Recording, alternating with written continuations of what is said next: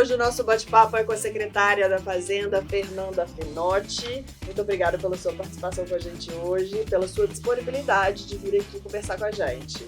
Eu que agradeço, estamos sempre disponíveis. E para me ajudar nesse bate-papo, a Franciane Rabelo, lá da Secretaria Especial de Direitos Humanos, porque muita gente pode estar se perguntando o que números e direitos humanos têm a ver. Pois é, né? Primeiro também agradecer, muito feliz de poder estar participando aqui para a gente estar discutindo, né, orçamento e direitos humanos. E dizer, né, que o orçamento ele é um importante instrumento de planejamento, de execução de políticas em direitos humanos. E gostaria de saber, Fernanda, como que a Secretaria da Fazenda pode contribuir aí na execução dessas políticas em direitos humanos no nosso município? Perguntar o que finanças, né, orçamento tem a ver com direitos é a mesma coisa que perguntar o que o dinheiro tem a ver com as pessoas. Não existem pessoas numa sociedade, né, numa sociedade organizada, que não tenham que lidar com dinheiro. E eu costumo dizer que não importa se é 1.000, 100.000, 1 milhão, 1 bilhão, ele sempre vai faltar. Então, essa é a certeza que a gente tem. Portanto, considerando que as necessidades das pessoas são ilimitadas, então, se você tem uma casa, às vezes você vai querer uma granja, se você tem uma granja, talvez você queira uma casa na praia, se você tem um carro, talvez depois você queira um barco, a gente vai estar sempre lidando com escolhas, né? Escolher aonde esse recurso, que é sempre escasso, vai ser alocado.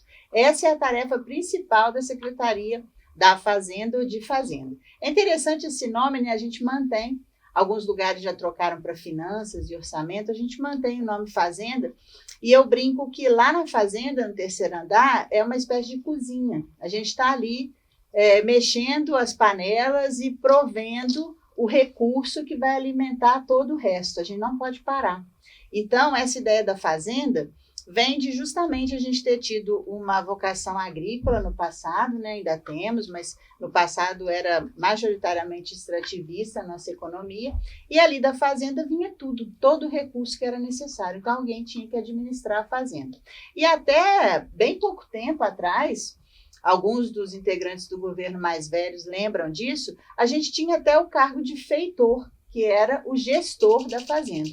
Então, veja como isso está muito ligado à nossa origem, né? A origem de produzir e distribuir aquilo que é importante. Então, não se faz nenhuma política pública, portanto, essa é uma secretaria que existe em todas as prefeituras, ainda que o nome varie, sem uma secretaria de fazenda, da fazenda, de finanças, de orçamento, coletando o recurso que vem dos tributos, né? E fazendo a distribuição disso conforme o plano de governo. Sempre num enfoque de escassez. Nunca você vai conversar com um secretário de Fazenda, de Finanças ou secretário e ele vai dizer, não, aqui sobra dinheiro. Não sobra, porque as necessidades dos seres humanos são infinitas. Então, se a gente já atingir um certo grau de bem-estar social, que é o que a gente sempre almeja, né, na economia, o bem-estar social, a gente quer subir de nível. Inclusive, a gente tem as curvas de utilidade que são sempre ascendentes, né? E nosso objetivo é sempre para cima. Qual que é a relação de justiça fiscal e justiça social? Isso é uma coisa que eu falo sempre também. Justiça tributária, justiça fiscal, justiça social são 3 lados de uma moeda, né? Porque o que é o tributário? É você arrecadar de forma progressiva. O que é a progressividade quando se fala de tributo?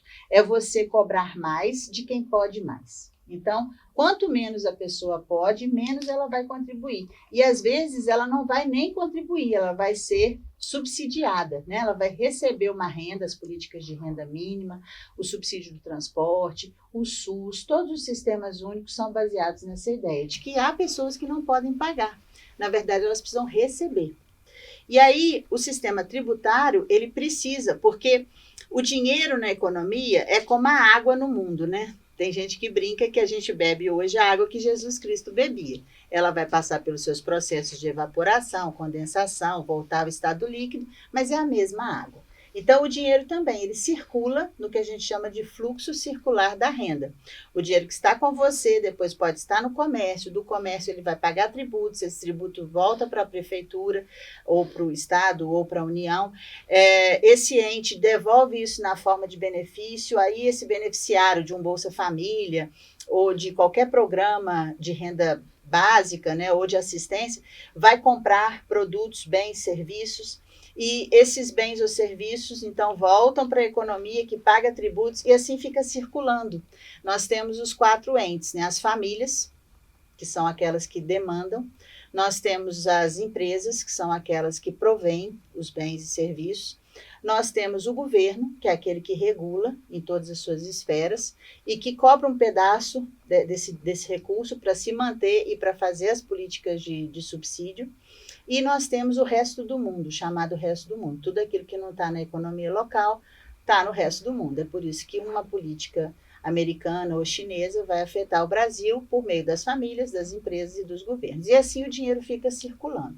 Quanto melhor ele circular, sem nenhum impedimento, sem nenhum atrito, sem nenhuma anomalia, mais bem-estar ele provoca. Porque quanto mais rápido ele circula, mais pessoas ele beneficia.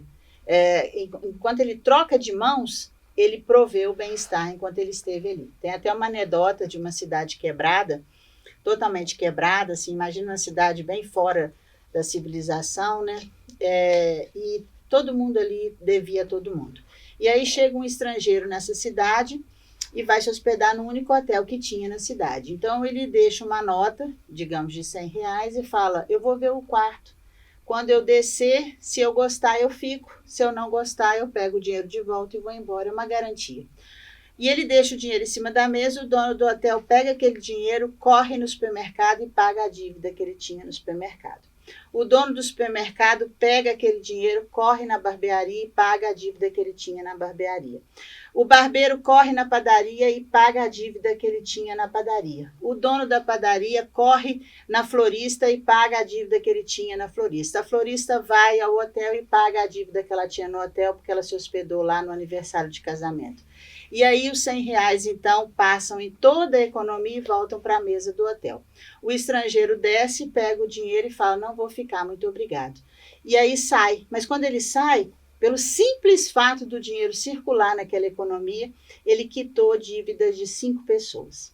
Então, esse é o poder do dinheiro. Ele precisa circular, ele não pode parar. O dinheiro parado, ele tem o mesmo efeito de uma poça d'água. Ali vai dar micro-organismos nefastos, precisa ser combatido. O dinheiro precisa circular. Então, quando o dinheiro circula na economia, a gente promove esse bem-estar, mesmo que ele não fique. E não é para ele ficar. Ele não pode ser empossado. Então, por isso que a gente diz que as grandes fortunas...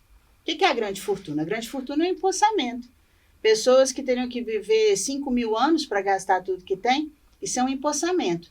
Então, essa justiça tributária, né, de retirar de quem tem muito e repassar para quem tem pouco, é capaz de, no fluxo circular da renda, beneficiar até quem tem muito, porque o dinheiro vai passar de volta a ele, nos empreendimentos que ele tenha ou qualquer outra coisa, porque ele está dentro da economia. Então, a justiça social está muito ligada a isso. Se você distribui melhor a renda, pelo simples fato de distribuir melhor a renda, você evita o empossamento e faz com que o dinheiro passe na mão de mais pessoas, trazendo acesso, coisas que essas pessoas não podiam ter antes, por exemplo, lazer, cultura. E quando uma pessoa recebe uma renda mínima e ela gasta isso com lazer e cultura, ela está beneficiando o produtor desse lazer, o produtor dessa cultura, que foi a pessoa que pagou o imposto, que permitiu a ela que comprasse o bem dele mesmo. Aí você fala, por que ela não fica só com o dinheiro então, né? Porque se ela fica com o dinheiro apenas, o dinheiro jamais vai crescer. O dinheiro só cresce pela circulação. Ele precisa circular para ele crescer. Quanto mais ele circula, a gente tem um mecanismo de economia chamado efeito multiplicador da renda, que só pela circulação já existe a mais-valia acoplada ao processo. Então, ele entregou na forma de tributo 100, mas na hora que esses 100 foram repassados para a pessoa física, ela recebeu 100, mas ela comprou um bem por 120. Então, esse mesmo 100 já gerou 20 pela mais-valia. Então, quando circula rápido e circula sem atrito, numa economia bem regulada, essa justiça social, ela faz com que o dinheiro cresça. Então, a tributária é arrecadar mais de quem pode mais para distribuir para quem pode menos. A social é fazer com que esses segmentos que não tinham acesso terão acesso e alimentarão a economia. Eles passam a ser integrantes da economia e a economia cresce. Até quem acha que pagou, estou pagando para o outro ter um direito. Sim, mas também está recebendo. Não podemos esquecer que essa pessoa está recebendo porque ela está dentro da economia como uma provedora de bens e serviços, muitas vezes. E nós temos a justiça fiscal. A justiça fiscal está muito ligada ao equilíbrio. Esse mecanismo, para ele funcionar, ele tem que estar equilibrado. Você não pode gastar mais do que você arrecada. Ou você não pode gastar mais do que você arrecada sem planejamento. Muitas pessoas gastam mais do que arrecadam, tanto que existe a dívida. O endividamento é parte também da economia. Então, nos países desenvolvidos, eles têm uma relação dívida-PIB de maior que 100%, 120%, 130%. Isso quer dizer que eles arrecadaram 100 e gastaram 120 ou 130. Não tem problema, desde que o fluxo de circulação não seja interrompido. Então, eu tenho uma dívida, eu estou conseguindo pagar, ótimo, as pessoas vão continuar me emprestando. E assim eu posso aumentar a minha renda, porque eu estou fazendo um adiantamento de rendas futuras. O que é o endividamento? É um adiantamento de rendas futuras. Eu vou te pagar, mas eu preciso que você me adiante agora para eu montar o empreendimento, quando ele der resultado, eu te pago. Então, essa é a ideia do endividamento salutar. Então, a justiça fiscal está ligada a esse equilíbrio. O que você arrecada é o que você gasta. O endividamento é parte do processo e deve ser feito, mas sempre com responsabilidade, porque senão você quebra a economia. E essa economia dessa cidadezinha que eu mencionei, ela estava quebrada porque o dinheiro parou de circular e houve um gasto ali que não podia ter acontecido, porque não havia previsão de retorno. Aí, isso é o que faz todo o problema acontecer. Fernanda, deve ser um desafio imenso, né? Fazer esse equilíbrio aí, né? Das finanças e as prioridades sociais que se tem dentro de um município. Como fazer esse equilíbrio? Qual o tamanho desse desafio? Isso é a minha vida inteira. Desde 9 anos eu trabalho fazendo isso. Eu ajudava meu pai no açougue que ele tinha e no final do dia eu fechava o caixa e falava para ele, entrou mais hoje. Aí no outro dia eu falava, hoje saiu mais, o que nós vamos fazer? Com 9 anos? 9 anos. Eu era o meu contraturno da escola. Mas era bem divertido. Eu sempre gostei, né? Então, quando você gosta, não é trabalho, né? Você se anima. Mas o que eu digo é porque com 9 anos já essa facilidade de lidar com os números. Entendeu? O meu pai achava que eu era... Eu falo que até hoje eu falo, pai, você acha que eu sou a Mulher Maravilha, né? Ele fala, você vai dar jeito. Então, eu não tinha muita opção. Ele achava que eu dava conta, eu tinha que dar conta. Então, ele me colocava lá e saía para comercializar, né? Ele falava, eu ganho dinheiro quando eu ando e não quando eu fico aqui, porque aí ele comprava o boi num preço bom, ele negociava as condições e tal, administrava o sítio, né, onde ele guardava os bois e tal. Ele falava, não posso ficar aqui, porque se eu ficar aqui, não vai ter produto para vender aqui. Então, você fica aqui, cuidando da ponta final, e eu vou sair para cuidar do processo. E assim eu ficava. Ele ficava de manhã, quando eu chegava da escola, eu ia para o açougue. Então, isso, eu estou muito acostumada com isso. E eu acho que só dá para fazer isso bem num governo como o da Margarida. Por quê? Porque existe um plano central, né? Todo mundo está olhando para aquele plano, todo mundo sabe para onde vai, porque senão você começa a gastar energia. Não, tem um povo indo para cá, mas tem um outro indo para cá. E aí, para onde que eu vou olhar? Eu tenho que olhar esse integrado, que é para fazer o dinheiro circular melhor. Então, existe essa integração, todo mundo olha para o mesmo lado, e toda vez que alguém tenta divergir, rapidamente ele é lembrado de que existe uma convergência. A gente está trabalhando para um plano de governo. Então, é por isso que eu consigo fazer as negociações. Eu falo, olha, você agora espera um pouco, porque eu estou atendendo esse lado, mas daqui a pouco eu volto em você. Então, eu fico equilibrando esses pratinhos, e quando a pessoa fala, mas e a minha vez? Não, a sua vez é a vez do governo. O governo é que sabe quais são as prioridades. Então, todo mundo precisa trabalhar com paciência, né? Eu brinco que se a gente não tem paciência, não pode ficar na fazenda, porque ali é o lugar que você planta, espera a sementinha germinar e todo o processo acontecer, né? Não tem mágica. Tem que esperar, tem que ter paciência. Porque se você pudesse traduzir orçamento com empatia? Ó, orçamento com empatia é o seguinte, eu olho a planilha, eu não vejo os números e o dinheiro, não vejo. Porque se eu olhar para o dinheiro, minha tarefa estaria bem cumprida se eu tivesse sentada em cima de R$ 1 bilhão no caixa, né? Seria ótimo. Outro dia eu estava lendo o livro da Maria Silvia Bastos, é uma liberal do tempo que eu estudava, né? Eu sou formada numa escola liberal, todo mundo dos anos 90 foi formado no liberalismo econômico, né? Não sei se vocês lembram, mas foi quando a gente começou a existir como economia. Fernando Collor abriu as fronteiras, falou que a gente ia importar, que a gente ia exportar, porque até então o resto do mundo não existia para a gente. Um desses 4 elementos que eu mencionei não existia, a gente era uma economia fechada. E ele abriu essas fronteiras e falou, agora se virem para serem produtivos, competitivos, etc. Então, o liberalismo era a escola do momento. A gente importou conceitos como o consenso de Washington, do equilíbrio fiscal, dos preços dos bens e dos serviços serem produzidos a preços competitivos. Isso muitas vezes implicava em pagar salários baixos, negociar tributo, porque tudo que pagasse tributo, salário, virava o chamado custo Brasil. Não sei se vocês lembram disso, né? Era um monstro que os anos 90 tinha que encontrar, o custo Brasil. E quem pregava isso numa visão de curto prazo pensava assim, o custo Brasil diminui quando a gente paga menos imposto e paga salários piores. Será?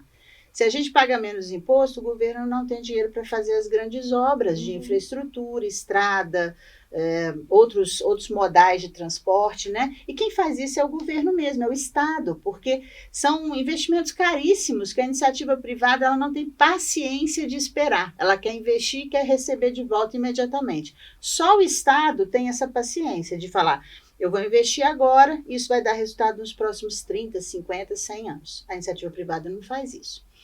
Não é papel dela também, mas então tem que respeitar o papel do Estado, né? Porque são 4 entes, tem que respeitar os 4. Então, o chamado custo Brasil dizia que o Estado tinha que ser mínimo, porque se o Estado fosse mínimo, também não tinha direitos trabalhistas, né? Para que, né? Pagar 13º, para que pagar férias e outros benefícios? Porque a gente tinha que diminuir o tamanho do custo com mão de obra. E aí, com isso, eles achavam que a gente ia ser competitivo. Claro que a gente não foi, né? Claro que a gente não conseguiu, muitas vezes, honrar os acordos de dívida que nós tínhamos naquela época. E, claro que, com o tempo, a gente teve que trabalhar num enfoque mais desenvolvimentista, que é pensar assim, o Estado é importante, ele investe, o país se desenvolve, esse salário decente que eu paguei vai transformar essa pessoa numa pessoa que é uma consumidora, né? Porque antes, se ela tem um salário muito baixo, nem consumidora ela pode ser, né? É o básico do básico do básico. É o básico do básico. Ela vive à margem da sociedade. Ela não pode investir em saúde, não pode investir em educação. Investir em saúde é comer bem, né? E comer bem custa. Então, ela tem que dormir. E às vezes ela não consegue dormir, porque ela chega em casa e ela dorme pouco e ela tem que arrumar a casa para começar de novo a jornada de trabalho. Então, tudo isso é investimento, não é custo. E aí, quando eu olho para uma planilha, eu vejo ali que está sendo gasto X com aquela política pública, eu não penso que isso é um gasto, eu penso que isso é um investimento. Eu estou trazendo para a massa de cidadãos brasileiros mais pessoas. Porque isso é uma riqueza de um país. Você veja a Europa. A Europa é um exemplo de um continente inteiro falido, né? Por quê? Porque não tem natalidade, não tem consumo, não tem natalidade, as pessoas que existem já estão consumindo o que precisam, não vão consumir mais, então é um país, é um continente quebrado. Veja o caso dos Estados Unidos, eles até têm natalidade, mas eles investiram tanto na política consumista. Troca essa camiseta já durou 2 dias, joga ela fora, que eles começaram a destruir o planeta e agora é como se todo mundo tivesse farto de tudo, sabe? Como se não aguentasse comer nem mais uma rosquinha. Então, criou um problema de saúde pública, de obesidade, criou um problema ambiental, porque tudo isso que eles forçaram as pessoas a comprar estão indo parar em lugares do planeta que não tem nada a ver com isso, né? A gente chama isso de uma externalidade. Para um país se dar bem, 2 ou 3 tiveram que se dar mal. Isso não é sustentável. Então, a gente precisa fazer um modelo de distribuição, de arrecadação e distribuição de renda que seja sustentável. É o suficiente, não é além, como é nos Estados Unidos, e nem aquém, como é na Europa. É o suficiente. O que as pessoas precisam para viver bem? Então, quando você pega o dinheiro, olha para a planilha, o que arrecadou, e distribui isso, eu sempre penso nessa questão da suficiência. Quando eu penso na suficiência, eu estou sendo empática com quem ainda não chegou lá. Eu preciso que isso chegue nela, para que ela venha para a base. E também estou sendo empática com aquelas pessoas que já passaram do que a gente chama de ponto de saciedade. Ponto de saciedade é um conceito muito importante em economia, que diz o seguinte: enquanto você não tem e está consumindo, você está aumentando a sua utilidade, você está indo para cima, né, como eu falei. E aí você está tendo, então, mais bens na sua cesta. Quando você passa do ponto de saciedade, essas curvas que eram côncavas em relação à origem, elas passam a ser convexas, elas mudam a inclinação. Isso quer dizer o seguinte: passar do ponto de saciedade, todo bem que você adquire não é mais um bem, é um mal. A gente passa a chamar os bens de males. Por quê? Porque eles vão te trazer mal-estar. A comida em excesso te traz mal-estar. A casa grande demais te traz mal-estar. Você passa a gastar mais com água, luz, seguro, preocupação de ser assaltado. São coisas que as pessoas não percebem, mas elas já estão vivendo pior porque elas acumularam demais. E isso é um conceito muito clássico, muito bem documentado e que as pessoas não pensam sobre ele. Então, não é incomum você encontrar pessoas que são tão pobres que só têm o dinheiro. Por quê? Porque elas vivem encasteladas, elas vivem no que a gente chama de solidão no poder, né? Elas estão lá no cume, mas para isso elas deixaram para trás um monte de coisa, inclusive a empatia, né? Elas não vivem bem com outras pessoas, elas têm problemas com os familiares, problemas com os vizinhos, elas têm medo das outras pessoas. Eu vou ser assaltada, alguém vai entrar aqui, ai meu Deus, olha aquela pessoa vindo na minha direção, será que ele está achando que eu sou rico e vai me assaltar? Então, é um mal, não é mais um bem. Então, empatia é distribuir bem, para que todos sejam mais ou menos iguais. Qual é o conceito das sociedades desenvolvidas? Nenhuma pessoa tem renda tal que consiga pagar o salário de outra. Você não pode ter, por exemplo, um ajudante permanente em casa, porque o seu salário não permite isso, dado que o que ela cobra para prestar o serviço é mais ou menos o que você ganha. Então, você não consegue pagar por ela. Vocês andam juntas, vocês estão fazendo compra no mesmo mercado, vocês estão lado a lado. Isso é uma sociedade justa. Então, o número tem que ser distribuído para que a gente caminhe para esse ideal. Muito bom, que aula, hein? Agradecer muito, né? A gente saber que a gente tem alguém conduzindo a nossa Secretaria da Fazenda que tem um olhar para além do olhar técnico, um olhar humanitário, de cidadania, né? Que você continue administrando, equilibrando muito bem os pratinhos. Não é fácil, viu? Dizer não para alguém é mais. Tenta dizer não para uma criança de 3 anos. Ela provavelmente vai cair no chão, fazer uma birra. Não é fácil dizer o não. Eu preferia dizer só o sim, mas eu sei que isso é uma impossibilidade teórica. Porque se eu disser só sim, uma hora quebraremos todos juntos felizes, né? Então eu prefiro dizer o não, ver umas birras, uns ataques, mas sabendo que aquilo ali é necessário. Muito bom. Obrigada, Fernanda. Por nada. Obrigada, Fran. As ordens. Gente, a gente está encerrando por aqui mais um episódio da nossa série. Fica ligado nos próximos bate-papos que teremos. E não esquece de seguir a gente lá no Instagram, direitoshumanos.pjf. Até a próxima. Tchau, tchau.